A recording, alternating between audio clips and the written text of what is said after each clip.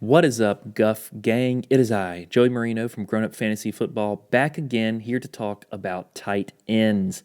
I'm giving you my top 15 tight ends with a few honorable mentions thrown in there for Week 16. It's championship time. Let's go get that trophy.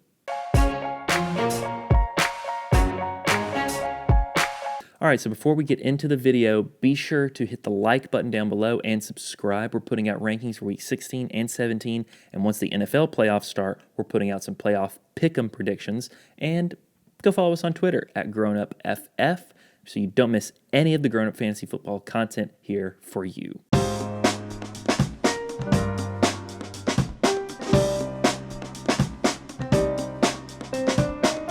So let's get into the Week 16 tight ends, starting off with number 1. Who else but Travis Kelce, of course. He's playing Atlanta, who ranks 27th against the tight end. It's a great matchup. He's the best tight end in the league. And the thing is, with Clyde Edwards-Helaire out, they could be in line to pass a little bit more. I talked about this a little bit in my quarterback rankings. So I think Travis Kelce has a great floor this week. He's the best. Number 2, TJ Hockenson up against Tampa Bay, who ranks 26th. It's a really good matchup. This game could go either way, I think, in terms of being a shootout or Detroit gets very far behind and leading to a lot of passing plays. There's no Kenny Golladay. It's pretty much him and Marvin Jones fighting for targets where Hockenson already has a 19% target share, so Hockenson should be a great play this week.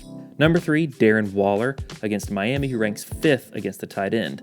The only reason I have him not second is because it's Miami. They're a really good defense. And the thing is, he's the only passing option for Vegas. I'd temper my expectations without Derek Carr with Mariota, who's kind of the same thing in terms of checkdowns a lot. But Darren Waller is still a great tight end. After what he's been doing all season, you're going to play him. Mark Andrews comes in at number 4 against the Giants, who are dead last against tight end. This is a great matchup. Mark Andrews has been getting better and better each week. And New York Giants are pretty good against the quarterback, but I still have Lamar ranked pretty high, like in the top 12. I think Mark Andrews still has a very good day. I temper my expectations a tad, but I think if you have Mark Andrews, you got to start him. At number 5, I have Noah Fant going up against the Chargers, who rank 23rd against the tight end. Now, this is a pretty good matchup. Chargers have allowed 10 touchdowns to tight ends all season, and he has so many targets, too many to ignore. I think Drew Lock kind of holds him back a little bit, but he had 11 last week against a very weak Buffalo defense against the tight end. Same kind of matchup. Noah Fant should be very dependable this week. Number 6, I have Robert Tonyan against Tennessee, who ranks 20th against tight ends. Tennessee struggled against tight ends all year. But the thing is, Tonyan has been a red zone machine. He has had 5 straight games with 5 touchdowns. I'm a little worried. I think Tennessee could play ball control, trying to keep the ball away from Aaron Rodgers, but Green Bay could do the same thing, try to keep the ball away from Derrick Henry. So I think Tonyan is still a pretty good play this week for your championship. Number 7, I have Logan Thomas against Carolina, who ranks 25th against the tight end.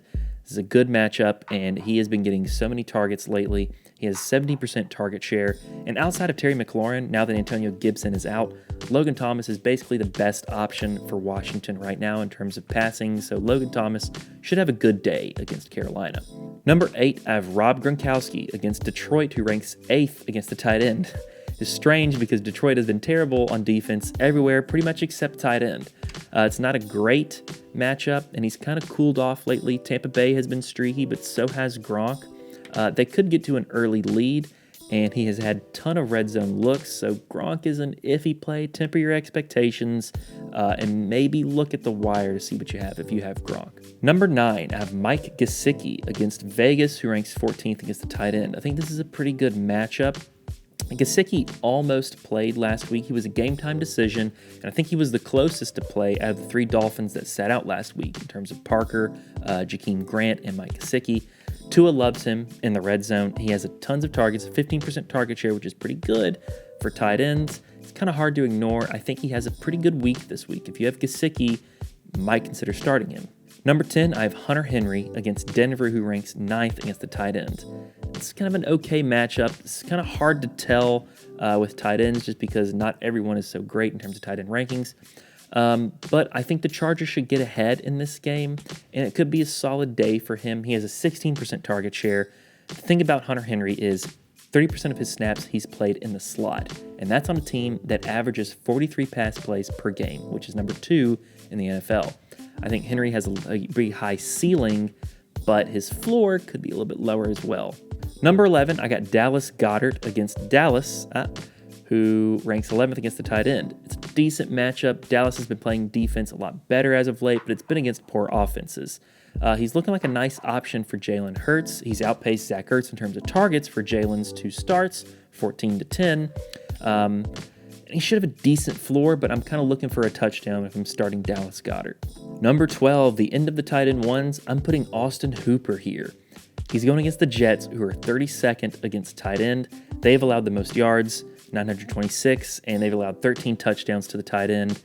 He's building more and more chemistry with Baker Mayfield, who's playing so hot right now. He's a little bit, he's not getting a whole lot of yards, but he should be able to do a lot with what he's getting against a very weak Jets secondary. I think Austin Hooper is in line for what could be a top 5 tight end day. So if you have Austin Hooper, really consider playing him. Number 13, I have Hayden Hurst against Kansas City, who ranks 21st against the tight end. Kansas City's allowed a lot of yards to the tight end, and Hayden Hurst has been kind of boom or bust, but a lot more bust lately than boom. He's kind of touchdown dependent. I could see him possibly getting a touchdown in this game. I'm not totally banking on it. Then 13 is kind of where the tier drops for these tight ends right here. So I'm not banking on a ton from Hayden Hurst, but he's worth a look. Number 14, I have Evan Engram against Baltimore, who ranks 18th against tight ends. Look, Baltimore's tough everywhere in every facet of defense. And the thing about Evan Engram is he's only cracked 60 or more yards 3 times this season, and one of those times was that 129 explosion against the Bengals. He has a 21% target share, though, which is so hard to pass up. Oh, it's tough. I think he has kind of a low floor this week. He may do a little bit better, but I'm not. It's kind of hard to trust Evan Engram in this offense. And number 15, I have Zach Ertz against Dallas, who ranks 11th. Kind of talked about the matchup already. He had a decent stat line last week, but let me tell you it. 69 yards on 2 receptions for 7 targets. Not good. He's starting to slowly build chemistry with Jalen Hurts. I think he may have a nice game either this week or next week, but it's really hard to trust Zach Ertz for this week. So this is my top 15 tight ends. Here are a few honorable mentions. Jordan Akins against Cincinnati, who ranks 27th against tight end. They're allowing a lot of yards to the tight end, and Jordan Akins is becoming one of Deshaun's top targets. I think he should have a decent PPR floor if you're in a PPR league, and he's probably worth a look in DFS lineups. Cole Kmet as well, Jacksonville, who ranks 22nd against the tight end. They've allowed 11 touchdowns to the tight end. He could be worth a stream if you have one of these borderline tight ends. I'd take a look at him on the waiver wire, and if you're thin at tight end. Tyler Eifert as well in the same matchup. Chicago's 31st against tight end. That defense has been getting worse and worse. They allowed 7 touchdowns to the tight end since week 8. He's not getting a lot of yards, but if he gets a touchdown, it could really boost his day, so he may be worth a look on the waivers. Dalton Schultz as well against Philly, who ranks 24th against tight ends. Thing is, Dalton Schultz's targets have been decreasing like a ton. 1 target each game, from 8 all the way down to 2 last week against San Francisco. He's basically touchdown dependent at this point. And I have Irv Smith Jr., who comes in against New Orleans, who ranks 17th against the tight end. I don't really want to play him. There's some upside there, but it looks like he's in a timeshare with Conklin up until Rudolph gets back. If Rudolph plays this week, then I'm not really looking at Irv Smith. But those are my top tight end rankings for Week 16. Do with them what you will. If you agree with me, leave a comment below. If you disagree, leave a comment. If I left someone out, please leave a comment. I'd love to give my opinion on them as well.